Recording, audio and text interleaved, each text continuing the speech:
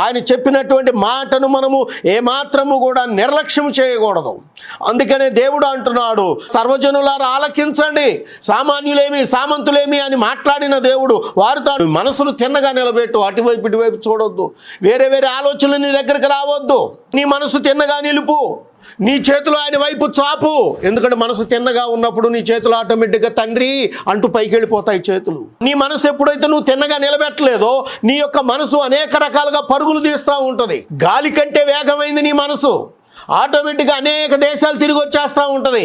కానీ దేవుని మాట ఒక్కటి కూడా నీ చెవులోకి వెళ్ళదు. ప్రియ దేవుని పిల్లలారా, దేవుని యొక్క వాక్యము నీ యొక్క హృదయంలోనికి నీ చెవులోనికి వెళ్ళి నీ హృదయపు పలక మీద అది ముద్రింపబడాలి అని అంటే నీవు నీ మనసు తిన్నగా నిలబెట్టాలి అన్నాడు. నీ చేతులు ఆయన వైపు చాపిన ఎడల అంటున్నాడు. ఇంకొక మాట అంటున్నాడు, పాపము నీ చేతిలో నుండుట చూచి నీవు దానిని విడిచిన ఎడల అన్నాడు. నీ యొక్క హృదయంలో ఉన్నటువంటి